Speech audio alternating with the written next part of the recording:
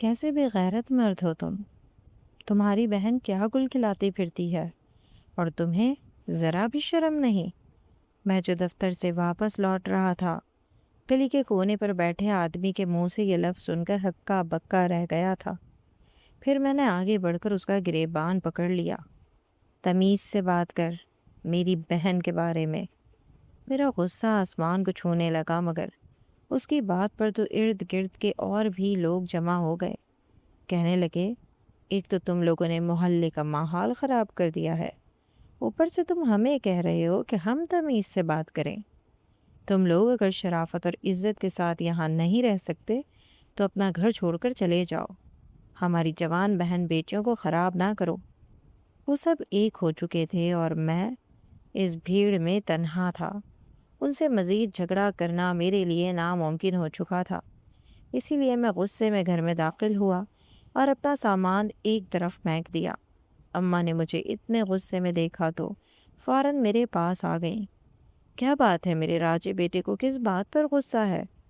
وہ جیسے مجھے بچے کی طرح پچکار رہی تھیں۔ میں نے غصے میں اماں کو دیکھا اور کہا، مجھے بتائیں میرے پیچھے یہ شگفتہ کیا کرتی پھرتی ہے؟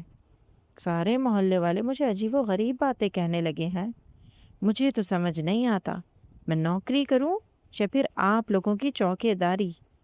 میں جو غصے میں اماں سے بھی بھڑ گیا تھا، میری بات پر اماں کے ماتھے پر بل پڑ گئے تھے۔ محلے والوں کا کام ہی ہے فضول باتیں کرنا۔ وہ تمہیں جان بوجھ کر تنگ کرتے ہیں۔ ان کی نظر ہمارے گھر پر جو ٹھہر گئی ہے، کونے والا گھر ہے، بڑا ہے، اور پھر انہیں پتہ ہے کہ ہم بے سہارا لوگ ہیں۔ تم بھی سیدھے سادے ہو، اسی لیے وہ تمہارے سامنے ایسی باتیں کرتے ہیں تاکہ تم یہ گھر بیچنے کے حق میں ہو جاؤ۔ تمہیں پتہ ہے دوسری گلی کے وہ جو امیر شخص ہیں، رئیسانی صاحب، انہوں نے یہ گھر خریدنے کے لیے محلے والوں سے کہہ رکھا ہے۔ انہیں لگتا ہے کہ وہ یہ گھر خرید لیں گے اور کسی نہ کسی طرح ہمیں یہاں سے جانے پر مجبور کر دیں گے۔ لیکن میری بات سن لو، میں تمہارے باپ کی یہ آخری نشانی نہیں بیچوں گی۔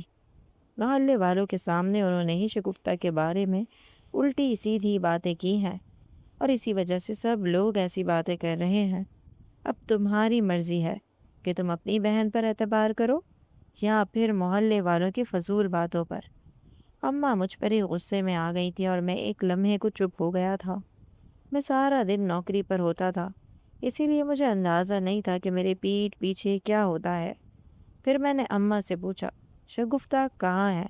اسے بلائیں۔ اماں کہنے لگی، وہ تو اپنی دوست کے گھر گئی ہے، تھوڑی دیر بعد آ جائے گی۔ اماں کی بات پر میں تلملا گیا۔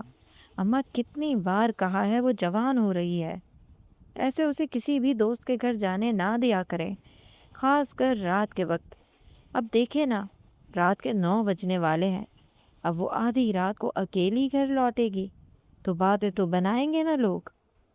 اماں کہنے لگی، میں نے کہا نا تم سے، لوگوں کی باتوں پر دھیان مت دو، اور رہی بات شگفتہ کے لوٹنے کی تو وہ اکیلی نہیں آئے گی، اس کی دوست خود اسے چھوڑنے آئے گی۔ تم کھانا کھاؤ اور جا کر سو جاؤ۔ اماں نے میرے آگے کھانا رکھ دیا تھا۔ میں نے منہ ہاتھ دھویا اور چپ چاپ کھانا کھانے لگا کہ پہلے ہی محلے میں کافی جھگڑا ہو گیا تھا، اس لیے مزید کسی سے بات کرنے کا کوئی دل نہیں تھا۔ میں نے بالکل خاموشی سے کھانا کھایا اور اپنے کمرے میں آ گیا۔ میری یہی تو روٹین تھی، صبح اٹھتے ہی دفتر چلا جاتا، رات کے وقت لوٹتا اور پھر کھانا کھاتے ہی کمرے میں آ کر سونے کی کوشش کرنے لگتا، کیونکہ اگلے دن پھر فریش ہو کر دفتر جانا ہوتا۔ ابا کے انتقال کے بعد سے میری روٹین یہی بن چکی تھی۔ ذمہ داریوں کا بوجھ بڑھتا جا رہا تھا، مجھے شگفتہ کی شادی کرنی تھی اور یہی فکر مجھے ستا رہی تھی کہ اتنے کم پیسوں میں میں شگفتہ کی شادی کیسے کروں گا۔ میری سیلری اتنی تھی کہ گھر کا خرچہ، اماں کی دوائیں، بجلی گیس کا بل، میں بامشکل یہ سب پورا کر رہا تھا۔ پھر آئے دن میری موٹر سائیکل خراب ہو جاتی تو اس پر الگ پیسے لگتے۔ دن بدن پیٹرول مہنگا ہو رہا تھا، اسی لیے سب کچھ میرے بس سے باہر ہوتا جا رہا تھا۔ ابھی میں بس بے بسی کے عالم میں اپنے بستر پر لیٹا کروٹیں بدل رہا تھا، پھر جب بے چینی حد سے بڑھی تو میں کھڑکی پر جا کر کھڑا ہو گیا، باہر گلی کا منظر دیکھنے لگا۔ سردیوں کے دن ہونے کی وجہ سے ہر طرف سناٹا اور خاموشی تھی۔ پتہ نہیں شگفتہ لاٹھی تھی یا نہیں، مجھے اندازہ نہیں تھا۔ میں بس یوں ہی خاموشی سے گلی میں جھانک رہا تھا کہ جب ایک موٹر سائیکل آتی ہوئی دکھائی دی اور ہمارے دروازے پر رکی اور اس پر سے شگفتہ اتری۔ میں ایک دم ہی چونک گیا، کیونکہ اس موٹر سائیکل پر اس مرد اور شگفتہ کے علاوہ کوئی نہیں تھا، یعنی اس کی کوئی دوست ساتھ نہیں آئی تھی۔ شگفتہ سیدھی اتر کر گھر میں داخل ہو گئی تھی اور وہ موٹر سائیکل والا باہر سے ہی چلا گیا تھا۔ مجھے ایک دم غصہ آیا تھا، گلی والوں کی باتیں یاد آئی تھی۔ اب اگر رات کے اس پہر کوئی شگفتہ کو کسی غیر مرد کے ساتھ موٹر سائیکل پر آتا دیکھ لیتا تو کیا ہوتا؟ میں غصے کی حالت میں کمرے سے باہر نکلا تو اماں اور شگفتہ کو باتیں کرتے پایا۔ مجھے دیکھتے ہی وہ دونوں چپ ہو گئی تھی۔ شگفتہ اپنی چادر ایک طرف رکھتے پاؤں پر پاؤں پسارے بیٹھ چکی تھی، ساتھ ہی اس نے ٹی وی کا بٹن آن کر لیا تھا۔ میں اس کے آگے کھڑا ہو گیا۔ کس کے ساتھ آئی ہو تم؟ میرا غصہ اپنی حدوں کو پار کر رہا تھا۔ وہ ایک دم ہی میری طرف دیکھنے لگی، جیسے اسے میرے انداز سمجھ آ گیا ہو۔ بھائی، اپنی دوست کے بھائی کے ساتھ آئی ہوں، اس نے آہستگی سے جواب دیا تھا۔ کیوں؟ تمہاری دوست کیوں نہیں آئی تمہیں چھوڑنے؟ اور کتنی بار کہا ہے اتنی رات گئے گھر سے باہر نہ رہا کرو۔ پتا بھی ہے محلے والے کس طریقے سے باتیں بنانے لگے ہیں۔ میری بات پر وہ کچھ نہ کہہ سکی، بلکہ اماں کی طرف دیکھنے لگی۔ اماں بولی، تمہارا دماغ خراب ہو گیا ہے کیا؟ بار بار ایک ہی بات کیوں دہرا رہے ہو؟ کمرے میں جاؤ اور جا کر سو جاؤ۔ کیا محلے والوں کی وجہ سے ہم سانس لینا چھوڑ دیں؟ اس کی دوست کے گھر مہمان آ گئے تھے، اس لیے وہ خود نہیں آئی۔ شگفتہ نے گھر آتے ہی مجھے یہ بات بتا دی، اور اس کی دوست کا بھائی ایک اچھا لڑکا ہے، وہ پہلے بھی اپنی بہن کے ساتھ ہمارے گھر آیا ہوا ہے۔ فضول میں ہر بات کو سر پر سوار نہ کرو۔ اماں کے ڈانٹنے پر میں چپ چاپ کمرے میں آ کر لیٹ گیا تھا۔ وہ مجھ سے بڑی تھی، ان کے آگے میں کچھ نہیں کہہ سکتا تھا۔ ساری رات میں بس چپ چاپ ہی کروٹیں بدلتا رہا کہ اب نیند تو آنکھوں سے ہی اوجھل ہو گئی تھی۔ کیا واقعی محلے والے سچ کہہ رہے تھے یا پھر اماں کی بات سچی تھی؟ یہی سوچتے سوچتے صبح ہو گئی تھی۔ صبح میں دفتر جانے کے لیے نکلا تو 8 بج رہے تھے۔ گلی کے کونے پر کھڑے لڑکے مجھے دیکھ کر آپس میں باتیں کرنے لگے۔ وہ کالج جانے والے لڑکے تھے جو شاید بس کا انتظار کر رہے تھے۔ ان میں سے ایک کی آواز میرے کانوں میں پڑی تھی، بڑا بے شرم ہے یہ شگفتہ کا بھائی۔ اس کی بہن آدھی آدھی راتوں کو غیر مردوں کے ساتھ گھر لوٹتی ہے۔ کل رات کو بھی ایک نئے لڑکے کے ساتھ آئی تھی، مگر اس کو تو ذرا شرم نہیں۔ میں نے ایک دم غصے میں موٹر سائیکل روک دی، اس لڑکے کا گریبان پکڑ لیا تھا۔ کیا کہہ رہا ہے تو میری بہن کے بارے میں؟ میرا میٹر بالکل شارٹ ہو گیا تھا۔ وہ ایک دم ہی گھبرا گیا، کہنے لگا، طوائفوں کے بھائی کو یہ غصہ جچتا نہیں ہے۔ تمہاری بہن اور ماں دونوں ہی طوائف ہیں، تمہارے پیچھے دونوں گندی حرکتیں کرتی ہیں۔ غیر مرد تمہارے دروازے پر آ کر کھڑے ہوتے ہیں، اور تمہیں بھی معلوم ہے کہ تمہاری بہن آدھی رات کو دوسرے مردوں کے ساتھ گھر آتی ہے، مگر تمہیں شرم چھو کر نہیں گزری اور ہمارا گریبان پکڑ رہے ہو۔ وہ لڑکا ایک دم ہی بدلحاظی پر اترا تھا، اس نے ساری حدوں کو پار کر دیا تھا، اور میں نے غصے میں اسے مارنا پیٹنا شروع کر دیا تھا۔ میں نے اسے اتنا مارا کہ اس کے منہ سے خون نکلنے لگا۔ اس ہنگامے پر کچھ محلے والے جمع ہو گئے، ہماری لڑائی کو چھڑوایا گیا۔ مجھے دھکا دے کر پیچھے ہٹایا تو میرے کپڑے بھی خراب ہو گئے، سارا کیچڑ پانی لگ گیا۔ وہ لڑکا محلے والوں سے میری شکایت کرتے ہوئے کہہ رہا تھا کہ اپنی بازاری بہن سنبھالی نہیں جاتی اور یہ ہم پر ہاتھ اٹھانے آ جاتا ہے۔ یہ اچھے لوگ نہیں ہیں، انہیں محلے سے نکال دینا چاہیے۔ محلے والے مجھے غصے میں کہہ رہے تھے کہ پہلے اپنی بہن اور ماں کو سنبھال، پھر آ کر ہمارے بچوں پر ہاتھ اٹھانا، اور میں اپنے گندے کپڑے لیے واپس اپنے گھر آ گیا تھا۔ آنکھوں میں آنسو تھے، چہرہ غصے سے سرخ پڑا ہوا تھا۔ سمجھ نہیں آ رہا تھا کہ کیا کروں اور کیا نہیں۔ میں واپس گھر میں داخل ہوا تو اماں جو میرے ناشتے کے برتن سمیٹ رہی تھیں میری یہ حالت دیکھ کر گھبرا گئی۔ کیا ہوا ہے فیضان؟ سب ٹھیک تو ہے؟ اماں فوراً دوڑ کر میرے پاس آئی تھی۔ کچھ بھی ٹھیک نہیں ہے، پتہ نہیں کہ آپ مجھ سے کیا چھپا رہی ہیں۔ سچ سچ بتائیے شگفتہ کیا کرتی پھرتی ہے؟ محلے کا بچہ بچہ مجھ پر تھوک رہا ہے۔ کالج جاتے ہوئے لڑکے میری بہن کو طوائف اور مجھے طوائف کا بھائی کہہ رہے ہیں۔ میرا غصہ آسمان کو چھو گیا تھا۔ اماں نے ایک دم ہی مجھے پکڑ کر بٹھایا اور ٹھنڈا پانی کا گلاس دیا۔ پانی پیو اور اپنا غصہ ٹھنڈا کرو، کسی کے کچھ کہہ دینے سے کچھ نہیں ہو جاتا۔ تمہاری بہن ایک نیک اور شریف لڑکی ہے، اپنی بہن اور مجھ پر بھروسہ کرو۔ اماں پھر مجھے دلاسا دے رہی تھیں، جبکہ میرا دماغ اتنا خراب ہو چکا تھا کہ میں دفتر جانے کی بجائے کمرے میں چلا گیا تھا۔ پچھلی رات کا جاگا ہوا تھا، اس لیے نیند لگ گئی۔ دوپہر کے وقت آنکھ کھلی تو باہر سے اماں اور شگفتہ کی آوازیں آ رہی تھیں۔ اماں شگفتہ کو کہہ رہی تھیں کہ کچھ دن تک اپنا باہر آنا جانا بند کر دو، تمہارے بھائی کا غصہ آسمان پر پہنچ رہا ہے، اور اوپر سے محلے والوں نے اس کے کانوں میں نہ جانے کیا کچھ کہہ دیا ہے۔ اب وہ میری کوئی بات سننے کو بھی تیار نہیں۔ دوسری طرف سے شگفتہ چیختے ہوئے کہہ رہی تھی کہ محلے والوں کی وجہ سے میں کیوں نہ جاؤں، مجھے جانا ہے، اور پھر وہ اپنے کمرے میں چلی گئی تھی۔ میں کمرے سے باہر نکلا اور اماں سے پوچھا، یہ شگفتہ کہاں جانے کی بات کر رہی ہے؟ تو اماں کچھ لمحے خاموش ہو گئیں، پھر کہنے لگی، ارے اس کی دوست کی اماں بہت بیمار ہے نا، وہ بس وہیں جانا چاہتی ہے تاکہ اپنی دوست کے ساتھ مل کر تھوڑا گھر کا کام کاج کر لے اور اس کی ہیلپ بھی ہو جائے۔ میں نے اماں سے کہا اسے صاف منع کر دیں، گھر سے باہر نکلنے کی ضرورت نہیں ہے، میں کوئی اچھا لڑکا دیکھ کر اس کی شادی کر دوں گا۔ غصے میں کہہ کر میں اپنے گھر سے باہر نکل آیا تھا۔ دوسرے محلے میں میرے دوست رہتے تھے، میں وہاں پہنچا اور اپنے دوستوں کے پاس بیٹھ گیا۔ کچھ دیر تو نارمل بات ہوئی، لیکن پھر ایک دم ہی میرا ایک دوست کہنے لگا، تو آج کل کیا کرتا پھر رہا ہے فیضان؟ تیرے محلے سے بات ہمارے محلے تک آ گئی ہے کہ تیرا ہر دوسرے دن لوگوں سے جھگڑا ہونے لگا ہے۔ کیوں جھگڑے کر رہا ہے؟ تیری تو ایسی عادت بھی نہیں۔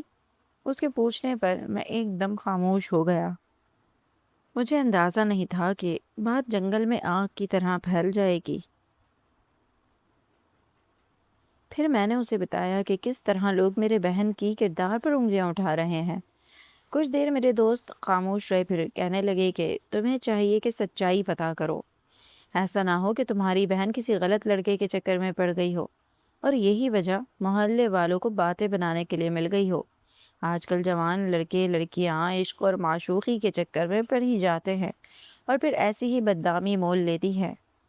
دوست کی بات پر میں ایک دم غصے میں اٹھ کھڑا ہوا تھا۔ مجھے اندازہ نہیں تھا کہ وہ بھی میرے بہن کے بارے میں ایسی کوئی بات کہہ دیں گے۔ میں نے انگلی اٹھائی اور سختی سے تنبیہ کی، آئندہ میری بہن کے حوالے سے ایسی کوئی بات کی تو مجھ سے برا کوئی نہیں ہوگا۔ جواد تو چپ کر گیا، لیکن میرا دوسرا دوست شامی کہنے لگا، سچائی سے منہ پھیرنے سے سچ چھپ نہیں جاتا۔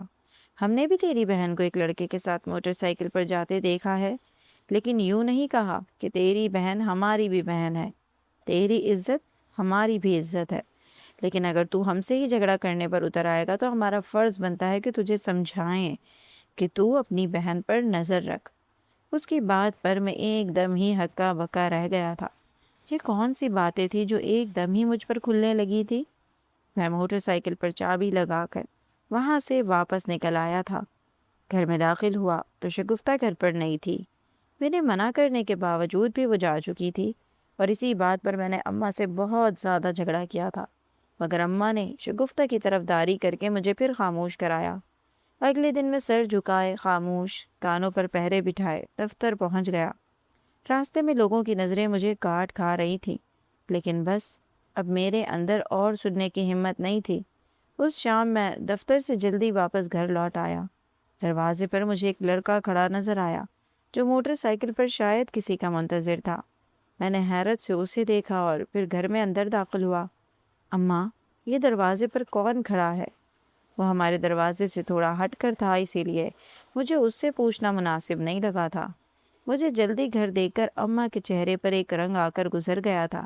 پھر میں نے دیکھا کہ شگفتہ اپنے کمرے سے خوب تیار ہو کر نکلی ہے۔ شگفتہ بھی مجھے دیکھ کر بونچکا رہ گئی۔ پھر اس نے اماں سے کہا، اماں میں جا رہی ہوں، رات تھوڑی دیر ہو جائے گی۔ اماں نے اسے اشارہ کیا تھا اور وہ باہر نکل گئی تھی۔ میں نے حیرت سے اماں کو دیکھا اور پوچھا، یہ کہاں جا رہی ہے؟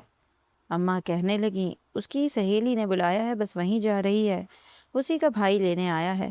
اور مجھے لمحے بھر میں سمجھ آ گیا کہ باہر جو لڑکا کھڑا تھا وہ میری ہی بہن کو لینے آیا تھا، مگر یہ وہ لڑکا نہیں تھا جس کے ساتھ وہ پچھلی بار گھر لوٹی تھی، یہ کوئی نیا لڑکا تھا۔ میں نے غصے میں کہا، ماں تم نے منع کیوں نہیں کیا؟ ایسے منہ اٹھا کر کسی بھی لڑکے کے ساتھ وہ کیسے چلی جاتی ہے؟ اماں نے گہری نظر مجھ پر ڈالی اور کہنے لگی، مت بھول، شگفتہ تجھ سے بڑی ہے، چھوٹی نہیں، اور تجھے نوکری کرتے 4 دن ہوئے ہیں۔ سالوں سے شگفتہ ہی محنت کر کے یہ گھر چلاتی آئی ہے، بھول گیا ہے کیا تیری بہن کے تجھ پر کتنے احسان ہیں؟ اگر آج تو اچھی نوکری پر ہے وہ بھی شگفتہ کی وجہ سے۔ اماں کی بات پر میرے لبوں پر ایک دم خاموشی چھا گئی تھی اور میں نے کمرے کا رخ کر لیا تھا۔ آنکھوں میں آنسو تھے اور میرا وجود کانپ رہا تھا۔ یہ سچ تھا کہ شگفتہ مجھ سے 2 سال بڑی تھی، لیکن میں نے کبھی اسے باجی نہیں کہا تھا، بلکہ میں عموماً اسے اپنی چھوٹی بہن کی طرح ہی ٹریٹ کرتا تھا اور چھوٹی بھی کہہ کر پکارتا تھا، کیونکہ وہ دیکھنے میں مجھ سے چھوٹی لگتی تھی۔ ابا کے انتقال کے وقت میری عمر تھوڑی کم تھی اور مجھے کوئی اچھی نوکری یا کام نہیں مل رہا تھا۔ تب شگفتہ نے مجھے کہا کہ مجھے پڑھائی کرنی ہے اور باقی گھر کا خرچہ وہ دیکھ لے گی۔ اس نے گھر کا خرچہ کس طرح دیکھا تھا یہ میں آج تک نہیں جانتا تھا، لیکن مجھے اتنا ضرور معلوم تھا کہ وہ کہیں کسی جگہ نوکری کرتی تھی۔ پھر جب میری تعلیم مکمل ہوئی تو اس نے خود ہی نہ جانے کہاں سے سفارش کروائی تھی اور مجھے یہ نوکری مل گئی تھی۔ اس دن کے بعد سے میں ہمیشہ خود کو بڑا سمجھتا آیا تھا۔ میں نے کئی بار یہ جاننے کی کوشش کی تھی کہ وہ کون سا کام کر کے گھر کا خرچہ چلاتی تھی، لیکن اماں ہمیشہ کچھ نہ کچھ بات بنا دیتی۔ کبھی کہتی وہ کسی کارخانے میں سلائی کڑھائی کا کام کرتی ہے، تو کبھی کہتی وہ اسکول میں پیون کی نوکری کرتی ہے۔ میں نے بھی یہ جاننے کی زیادہ پھر کوشش نہیں کی تھی کہ میری بہن نے کیا کام کیا، مگر آج نہ جانے کیوں میرا دل بری طرح دھڑک رہا تھا۔ ایسا لگ رہا تھا کہ کوئی حقیقت دھیرے دھیرے مجھ پر آشکار ہو رہی ہے کہ میری بہن نے مجھے پڑھانے کے لیے اور گھر چلانے کے لیے کچھ غلط کیا تھا۔ یہی سوال مجھے بے چین کر گیا تھا اور میں اپنی ہی ماں سے نظریں چرانے پر مجبور ہو گیا تھا۔ پھر اس رات جب شگفتہ لوٹی تو میں خود اس کے کمرے میں گیا اور کہا، شگفتہ آج کے بعد تم اس طرح باہر نہ جانا۔ اگر تمہیں کسی چیز کی ضرورت ہے یا کہیں آنا جانا ہے تو میں خود تمہیں چھوڑ کر آؤں گا۔ میری بات پر اس نے کچھ نہیں کہا تھا، بس خاموش رہی تھی۔ پھر میں اپنے کمرے میں آ گیا۔ آدھی رات کو مجھے اپنی ماں کے کمرے سے آوازیں سنائی دیں۔ مجھے لگا کہ شگفتہ پھر شاید ان سے جھگڑا کر رہی ہے، اس لیے میں اماں کے کمرے کے دروازے پر پہنچ گیا، لیکن اندر کے منظر نے میرے قدموں تلے سے زمین نکال دی۔ مجھے کچھ سمجھ نہیں آیا اور میں اسی وقت گھر چھوڑ کر نکل گیا۔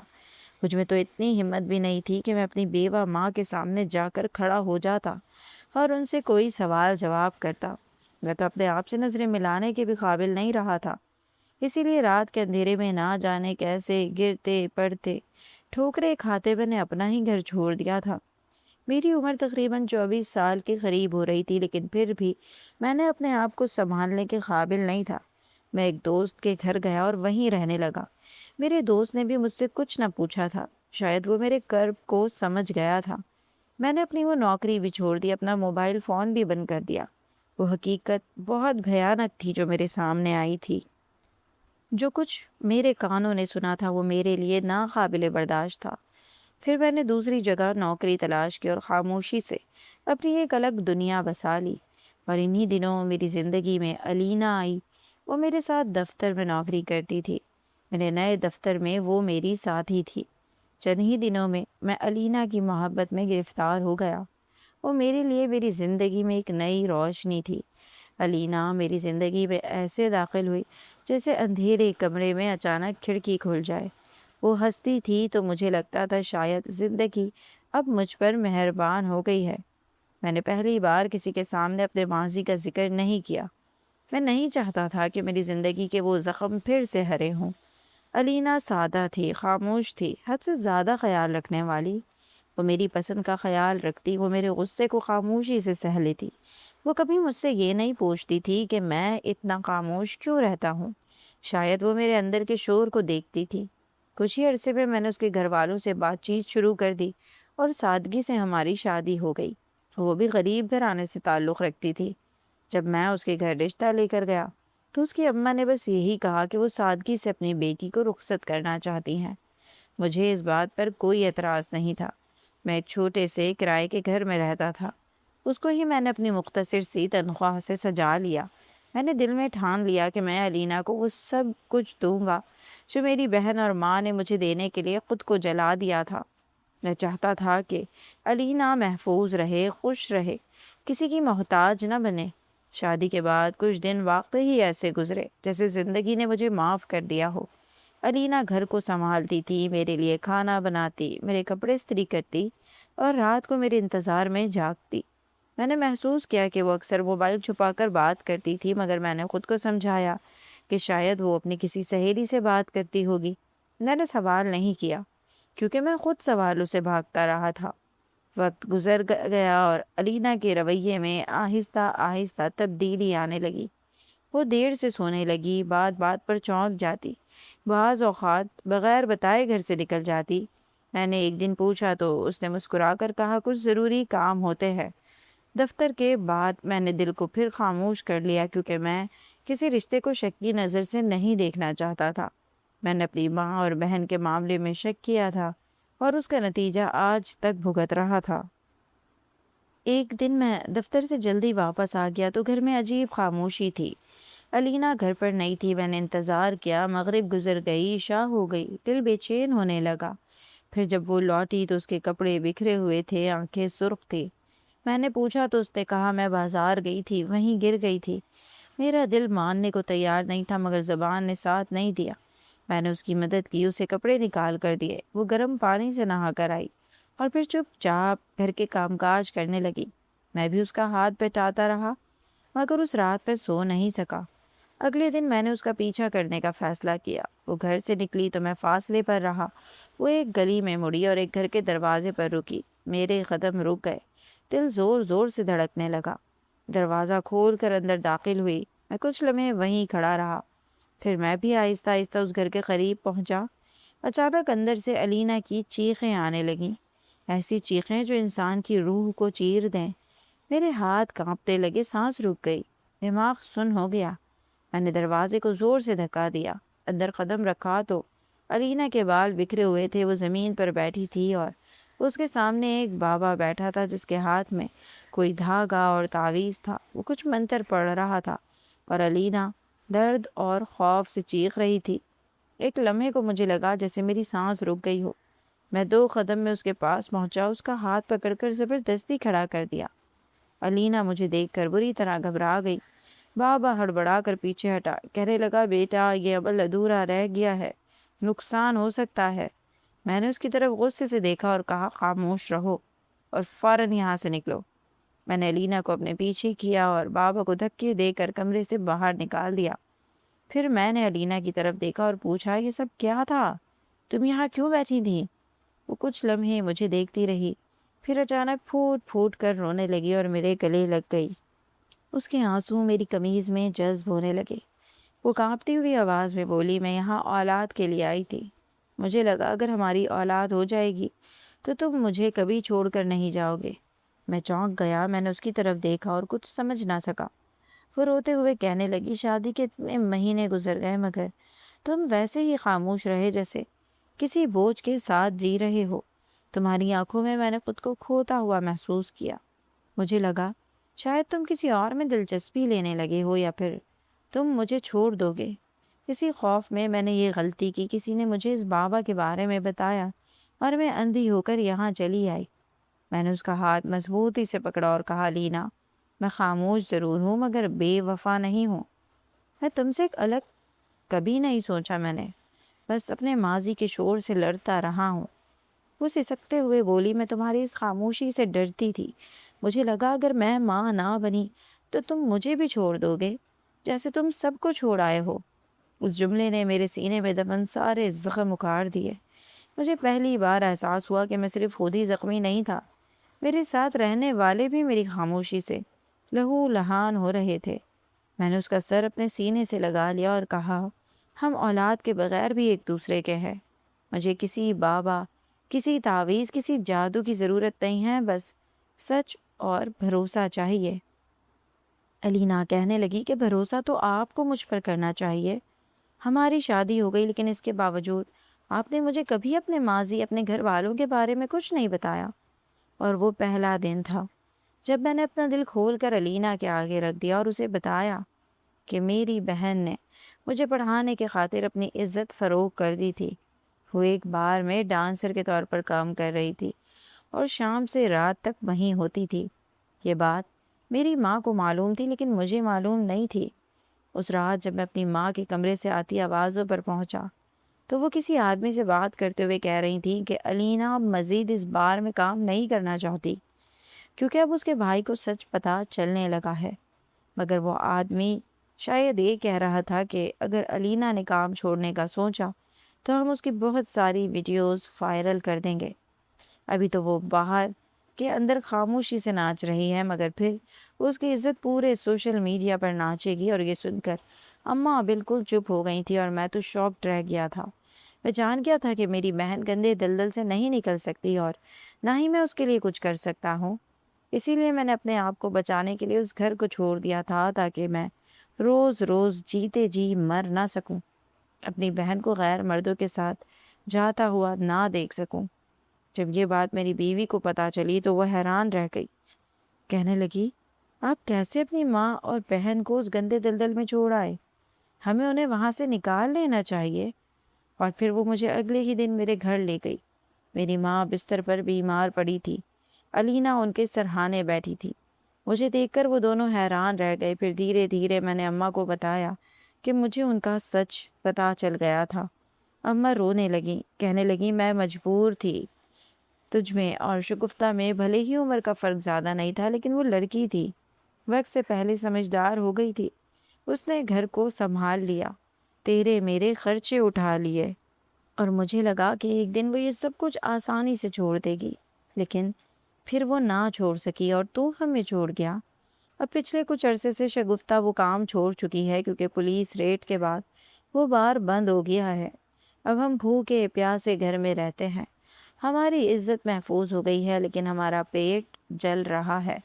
محلے والوں کو اس بات سے غرض نہیں ہے کہ ہم بھوکے پیاسے ہیں یا نہیں، وہ بس یہ جانتے ہیں کہ اب شگفتہ راتوں کو باہر نہیں جاتی اور اس طرح ان کی اور ان کی بیٹیوں کی عزت محفوظ ہے۔ اماں کی بات سن کر الینا کی آنکھوں سے آنسو بہنے لگے۔ وہ آہستہ سے اماں کے قدموں میں بیٹھ گئی اور ان کے ہاتھ اپنے ہاتھوں میں لے لیے اور کہا، اماں، عزت صرف رات کو گھر میں بند ہونے سے محفوظ نہیں ہوتی۔ عزت تب محفوظ ہوتی ہے جب پیٹ بھرا ہو اور دل زندہ ہو۔ آپ نے اپنی بیٹی کو مجبور کیا تھا، حالات نے اسے اس دلدل میں دھکیلا تھا۔ گناہ صرف اس کا نہیں تھا، یہ گناہ اس پورے معاشرے کا تھا، اس پورے محلے کا، جنہوں نے یتیم بچوں پر رحم نہیں کیا، تو ایک بیوہ عورت کا آسرا نہ بن سکے۔ یہ سن کر اماں زار و خطا رونے لگیں اور کہنے لگیں، میں روز اللہ سے معافی مانگتی ہوں، میں نے اپنی بیٹی کو خود جہنم میں اتارا، میں ایک ماں ہو کر بھی اس کی حفاظت نہ کر سکی۔ الینا نے ان کے آنسو پوچھے اور کہا، اب رونے کا وقت نہیں ہے، اب ہمیں کچھ کرنا ہوگا۔ میں یہ گھر ایسے نہیں چھوڑ سکتی، میں اس گھر کی بیٹی کو اس حال میں نہیں چھوڑ سکتی۔ فیضان نے مجھے سب کچھ بتا دیا ہے اور اب میں خاموش نہیں رہوں گی۔ میں خاموش رہی تو میں بھی اس جرم میں شریک ہوں گی۔ الینا کی آواز میں عجیب سا حوصلہ تھا، میں اسے دیکھ رہا تھا۔ وہی الینا جو کل تک خوف میں کسی بابا کے آگے بیٹھی تھی، آج ایک ماں کے زخموں پر ہاتھ رکھ کے کھڑی تھی۔ اس نے اماں سے کہا، شگفتہ نے جو کچھ کیا وہ مجبوری تھی، لیکن اب ہم اسے دوبارہ اس راستے پر نہیں جانے دیں گے۔ میں خود کام کروں گی، محنت کروں گی، مگر کسی بیٹی کو دوبارہ اس قیمت پر گھر چلانے نہیں دوں گی۔ اماں نے حیرت سے اس کی طرف دیکھا اور کہا، بیٹی تمہیں نہیں معلوم کہ دنیا کتنی ظالم ہے۔ الینا نے دھیرے سے جواب دیا، میں جان گئی ہوں، اس لیے تو اب پیچھے نہیں ہٹوں گی۔ اسی دن الینا نے گھر کے ایک کمرے میں سلائی مشین لگوا دی۔ وہ شگفتہ کے ساتھ مل کر سلائی کا کام کرنے لگی۔ اس نے اپنے ہی پرانے دفتر کے کولیگ سے رابطہ کیا اور انہی کے کپڑے لے کر سلائی کی شروعات کر دی۔ میں بھی نوکری کر رہا تھا، ساتھ اماں کا علاج بھی کروا رہا تھا۔ میں نے بھی اماں سے معافی مانگی تھی کہ میں مشکل وقت اور حالات میں انہیں چھوڑ کر بھاگ گیا تھا۔ مجھے شاید اس وقت سمجھ نہیں تھی، لیکن اب عقل آ چکی تھی۔ محلے والوں کو اب بھی باتیں بنانے کی عادت تھی، مگر اب ہمیں ان کی آوازیں کم سنائی دیتی تھیں کیونکہ اب ہم نے ایک دوسرے کا ہاتھ مضبوطی سے پکڑ لیا تھا۔ میں نے اس دن جانا کہ خاموشی صرف زخم نہیں دیتی، کبھی کبھی یہ زخم دوسروں کو بھی دیتی ہے، اور بھروسہ صرف مانگنے سے نہیں ملتا، اسے بانٹنا پڑتا ہے۔ علینا نے مجھے میرے ماضی کے ساتھ قبول کیا اور میں نے پہلی بار اپنے حال کو سنبھال لیا تھا۔ رہی بات محلے والوں کی اور ان کے الزامات یا پھر ہمیں برا بھلا کہنے کی، تو یہ وہی محلے والے تھے جنہوں نے ہمارے باپ کے مرنے کے بعد نہ ہمارے سر پر دستے شفقت رکھا تھا، نہ کبھی ہماری بھوک مٹانے کی کوشش کی تھی۔ اسی لیے میں نے ان محلے والوں کی طرف سے اپنی آنکھ اور کان دونوں بند کر لیے تھے۔ آج ہم محنت کر رہے تھے اور عزت سے کمانے کے قابل تھے، لیکن جو ماضی گزر گیا وہ ہمارے لیے پچھتاوا ضرور ہے، اور ہم رب کی بارگاہ میں معافی کے طلبگار بھی ہیں۔ آج بھی بہت ساری ایسی لڑکیاں ہیں جو شگفتہ کی طرح اپنے گھر والوں کی خاطر مجبور ہیں، جو نہ چاہتے ہوئے بھی غلط کاموں کی طرف بڑھ جاتی ہیں۔ کیا ہمیں بطور معاشرہ یہ نہیں چاہیے کہ ہم ایسی لڑکیوں کا سہارا بنیں اور عزت کے ساتھ انہیں کسی نوکری، کسی کام کو کرنے کا موقع دیں؟ اگر آپ کو آج کی یہ ویڈیو پسند آئی ہو تو ویڈیو کو لائک کیجیے، چینل کو سبسکرائب کیجیے اور ویڈیو کو شیئر کرنا